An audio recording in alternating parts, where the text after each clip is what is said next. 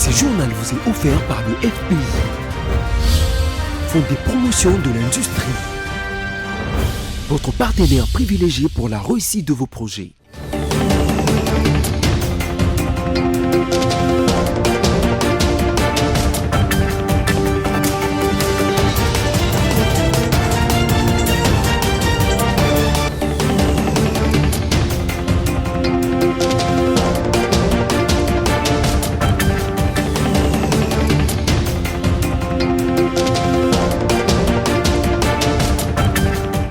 Très heureuse de vous informer ce soir, mesdames, messieurs, bienvenue dans ces journaux. Tout de suite, les grands titres. Le président de la République, la première dame, la première ministre et autres personnalités du pays ont rendu hommage ce mercredi au patriarche Marcelo Chilombo à l'hôpital du Cinquantenaire. Propos diffamatoires contre les commissaires provinciaux de la police, le général Blaise Kilimbalimba, Constant Moutamba a instruit les parquets d'appréhender Joël Kitenge. Chancel Mbemba, surnommé les demi-dieux, est suspendu de son club, l'Olympique de Marseille. Les raisons vous seront données tout de suite dans ces journaux.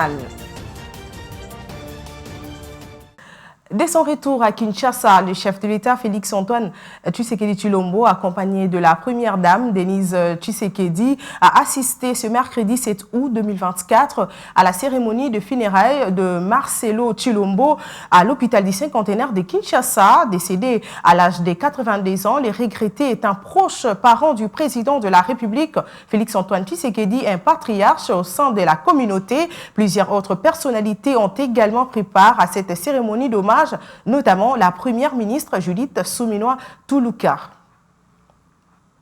Le président de la République démocratique du Congo, Félix-Antoine Tshisekedi Tshilombo, lors d'une interview avec le journaliste congolais, notamment Christian Lusakweno de Top Congo FM et Baudouin Ambawechi du Congo indépendant, exprimé sa volonté de trouver des solutions aux problèmes qui tracassent son pays. Roger Matadi. Bien avant son retour à Kinshasa, le président de la République Félix Tshisekedi, depuis Bruxelles, où il a passé ses séjours médicaux, s'est exprimé au cours d'une émission avec les journalistes congolais, à savoir Christian Lusakweno des Top Congo FM, Baudouin Ambawechi du Congo indépendant. Plusieurs sujets ont été abordés, notamment son état de santé, raison de son déplacement. Je vais très bien. En fait, j'ai tout simplement fait accepter une prise en charge de mon premier médecin de 2022 que j'avais invité à Kinshasa parce que je ne voulais pas bouger de Kinshasa, même s'il devait y avoir une intervention chirurgicale. Et donc, en le faisant venir, il a apprécié évidemment le matériel que nous avons à l'hôpital du Kantiachi, mais il a préféré, pour être sûr et couvert par ses assurances, que je vienne ici moi-même et qu'il examine cela. Sur la situation économique du pays, 8 mois après sa réélection, Félix Tshisekedi pense que notre économie est dollarisée et qu'il nous faudra produire localement pour renverser la tendance. C'est le combat habituel. Vous savez, nous avons une économie fortement dollarisée qui dépend beaucoup de toutes les fluctuations de cette dernière monnaie. Et nous essayons de prendre des mesures assez urgentes, mais qui seront difficiles évidemment à mettre en œuvre parce qu'il faut inverser la tendance actuelle à faire dépendre notre économie de l'importation en produisant localement. En ce qui concerne les changements ou la révision de la Constitution, Félix Tshisekedi s'est exprimé en ces termes. Je n'ai jamais dit que je veux changer la Constitution pour rajouter le nombre de mandats présidentiels ou d'années. Non. D'abord, ce sont des dispositions inamovibles. Pour les changer, il faut retourner auprès du peuple souverain primaire. Mais par contre, les autres dispositions, telles que celle-là, qui nous posent beaucoup de problèmes. Regardez, vous l'avez dit. Autre chose, par exemple, qui me motivait à vouloir ce changement de constitution, enfin des modifications dans la constitution, c'est la désignation des gouverneurs. Je trouve que la désignation des gouverneurs aujourd'hui fragilise nos provinces. Il faudrait, à mon avis, les gouverneurs étant des grands commis de l'État, qui soient désignés directement par le gouvernement en place et qu'ils rendent direct rapport au gouvernement. Dans sa conclusion, le président de la République a promis d'en finir définitivement avec la guerre qui oppose son pays et le pays de Paul Kagame dans la partie est de la RDC. Autre chose à présent, l'ambassadeur Ingo Herbert est officiellement en visite pour la première fois en République démocratique du Congo, reçu ce mercredi 7 août 2024 par la ministre des Affaires étrangères, Thérèse Kayikwamba. Il est venu présenter ses civilités à la chef de la diplomatie congolaise, bien au-delà, rassurer la République démocratique du Congo du soutien de son pays, l'Allemagne, en ce qui concerne la condamnation du Rwanda pour sa violation du droit international. Suivez. Les échanges entre l'ambassadeur Ingo Herbert de l'Allemagne et son hôte, la ministre d'État, ministre des Affaires étrangères, coopération internationale et francophonie, ont tourné principalement autour des questions stratégiques des sécurités et de coopération entre la République fédérale d'Allemagne et la République démocratique du Congo. L'Allemagne, grand pays ami et partenaire de la RDC depuis de très longues années, condamne fermement les attaques du territoire congolais par le Rwanda. Elle rassure de son soutien permanent au président de la République et au gouvernement dans ce conflit meurtrier qui s'est déclenché depuis une trentaine d'années pour la recherche des solutions durables et régionales. Les deux personnalités ont également évoqué les dernières avancées du processus de Luanda ayant abouti à un accord de cessez-le-feu.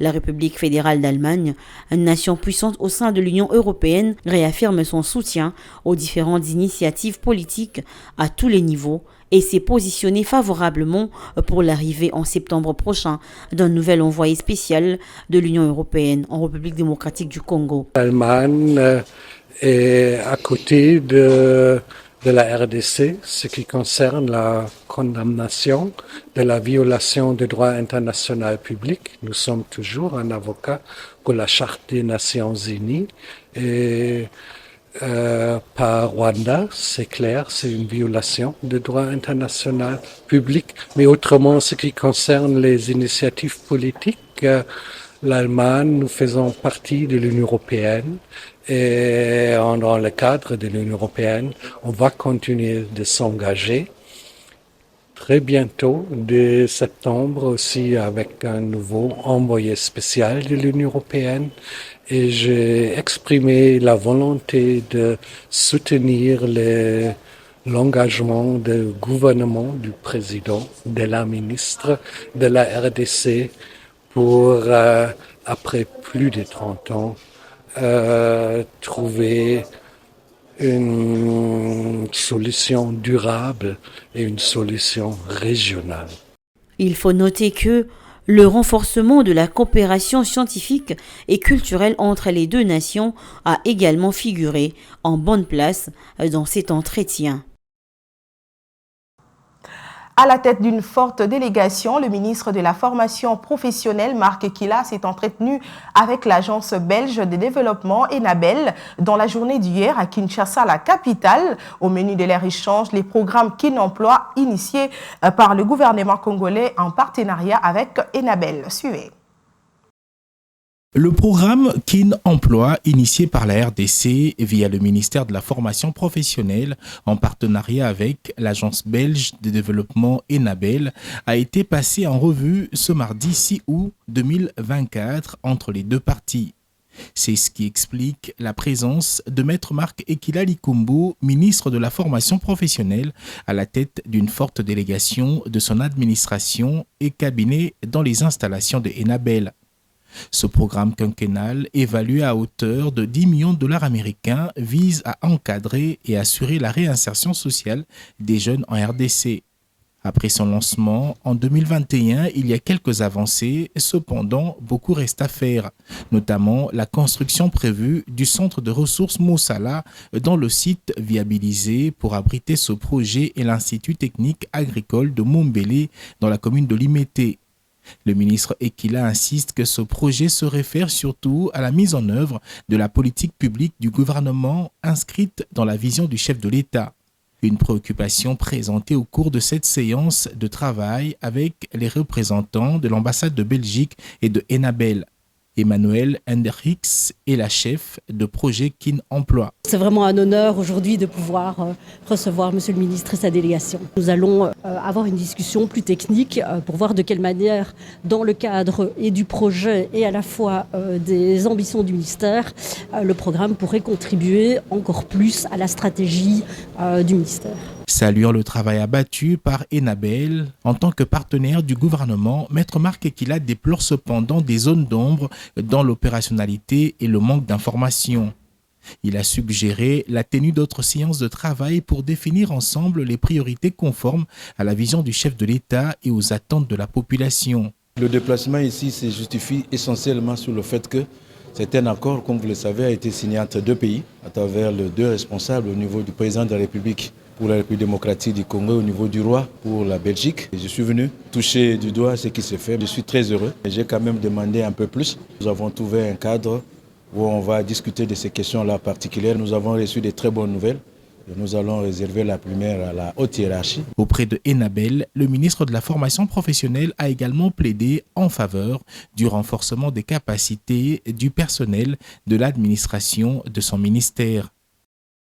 D'un ministère à un autre, le ministre des Ressources hydrauliques et électricité, Teddy Luamba, est arrivé à Lubumbashi le mardi 6 août dans l'après-midi. Il y est allé pour inspecter les installations électroniques dans les Grands Katanga. Les détails, c'est dans cet élément que je vous propose de suivre.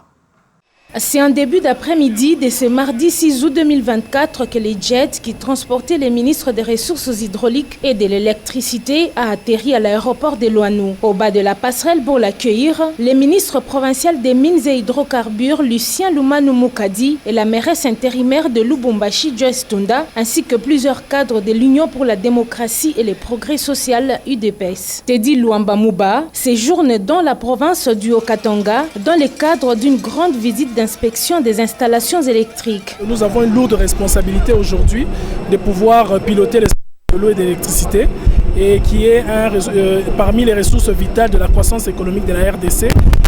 Ensemble avec les Louchois, avec le Grand Katanga en général, nous avons cette responsabilité de pouvoir mener ce développement de la RDC par ce secteur.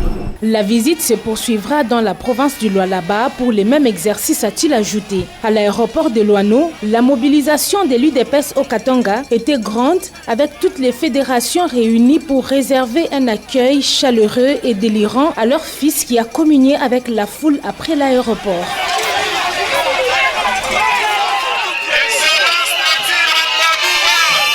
C'est au Square Forest que le ministre des Ressources hydrauliques et de l'électricité a, devant des centaines de cadres et militants de l'UDPS, remercié sa famille politique pour l'accueil lui réservé. C'était avant de rendre hommage au président de la République, Félix Antoine Tshisekedi Tshilombo, et de le remercier pour le choix porté sur lui. Affaire Joël Kitenge, on en parle. Le ministre de la Justice, Constant Moutamba, a instruit le parquet d'ouvrir les enquêtes et d'engager des poursuites pour appréhender Joël Kitenge. Suivez les messages du ministre lus dans ses communiqués. Ministère de la Justice, communiqué numéro 018. Durant ces week-ends, l'actualité a été dominée notamment par les propos d'un patriote au nom de M. Joël Kitenge Dimanja, avocat de son État inscrit sous ONA 18843/40 qui, dans une vidéo postée sur la toile et devenue virale, s'en est pris publiquement au commissaire provincial de la police nationale, ville de Kinshasa, général Blaise Kilimbalimba.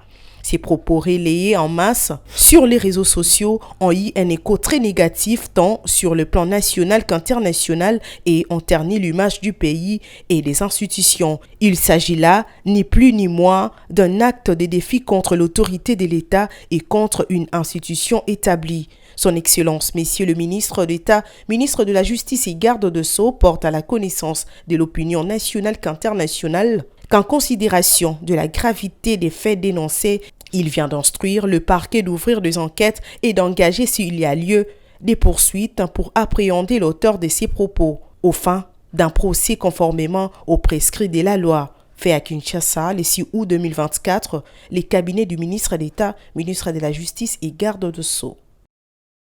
Les échauffourées ont éclaté au Palais du Peuple dans la journée du mardi 6 août 2024 entre le militant de l'Union pour la démocratie et le progrès social, parti présidentiel. Cette altercation a opposé les pro-Kabouya aux pro-Geko-Béa, à tous de l'UDPS. Retour en image avec Roger Matadi. C'était lors du dépôt des candidatures du ticket du parti présidentiel pour l'élection des membres du bureau définitif au Sénat par le secrétaire général de l'UDPS. Dans des vidéos devenues virales sur la toile, l'on voit de jeunes hommes avec des insignes du parti présidentiel en train de se bagarrer au siège même du Parlement congolais, en l'occurrence le Palais du Peuple. Selon nos sources, ces acteurs des actes de vandalisme aux installations de cet organe délibérant sont tous de l'UDPS, les pro-Kabouya qui s'attaquaient à ceux-là qui sont contre leur secrétaire général. Les militants partisans des Geko-Béa accusent Augustin Kabouya de réduire les chances de Jonas Mukamba au détriment du candidat de l'Union sacrée, Samalou Kondé. Ces énième acte de sabotage par les militants du parti présidentiel est mal perçu dans l'opinion, comme l'a indiqué quelques sources proches de la Chambre basse du Parlement, qualifiant cet acte d'un outrage contre l'institution. À noter que cet accrochage entre ces deux camps a paralysé les activités et mouvements au Palais du Peuple dans cette journée de la clôture des candidatures au bureau définitif du Sénat. En dehors de nos frontières, l'armée américaine a fermé le lundi sa dernière base au Niger, à Agadez, conformément aux exigences du régime militaire au pouvoir dans les pays sahéliens en proie de violences djihadistes. Après le départ de près de 800 soldats en début juillet de la base de Niamey, il restait dans le pays que quelques 200 éléments américains logés dans cette importante base située dans le nord. France 24 pour plus de détails. L'armée américaine a achevé son retrait du Niger lundi, comme le réclamait la junte militaire au pouvoir depuis plusieurs mois. Avant cela, 200 soldats étaient stationnés dans cette base, la numéro 201, proche de la ville d'Agadez dans le nord du pays. Début juillet, 800 personnels de l'armée américaine, eux, logés dans une autre base à Niamey, avaient déjà quitté le territoire nigérien. Un retrait qui n'est pas une rupture, selon le chef d'état-major de l'armée de terre du Niger. Ce retrait ne signifie pas la fin de la coopération militaire entre les deux pays. En effet, les deux parties s'engagent désormais à maintenir le contact et à travailler ensemble pour définir les bases d'une nouvelle coopération militaire. Ces 10 dernières années, l'armée américaine a entraîné les soldats nigériens et soutenu les missions antiterroristes contre les groupes terroristes État islamique et Al-Qaïda dans la région. Un départ qui ravit une partie de l'opinion publique et plusieurs organisations de la société civile opposées aux interventions étrangères depuis des années. Selon eux, la présence militaire américaine n'a pas réussi à contenir l'expansion du terrorisme au Niger.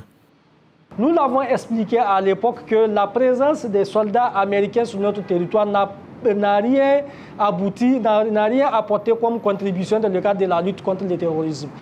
D'autres militants anti-présence militaire étrangère sont plus modérés et rappellent que les États-Unis ont offert au Niger 3 avions militaires C-130, de gros porteurs très prisés pour le transport de troupes, de matériel et pour la surveillance.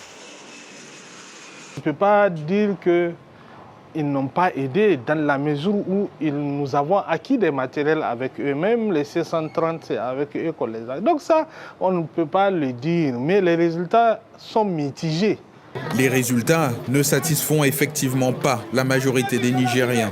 Alors que la tâche reste encore lourde pour le pouvoir militaire en place dans le pays, les groupes armés terroristes n'ont jamais été aussi actifs qu'en 2024 au Niger.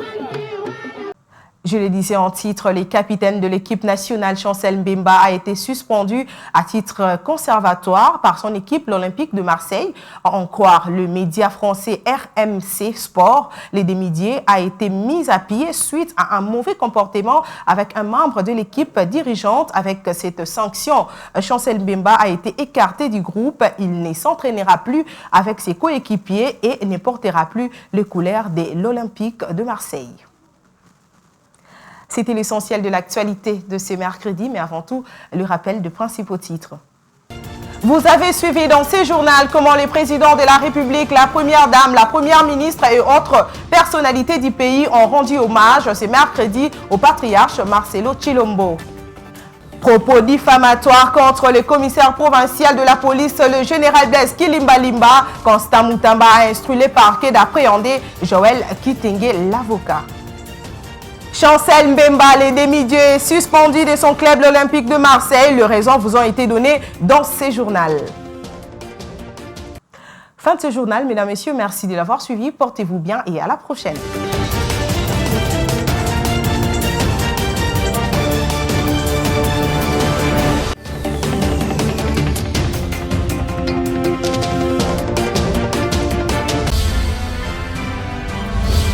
Ce journal vous a été offert par le FPI, Fonds des promotions de l'industrie, votre partenaire privilégié pour la réussite de vos projets.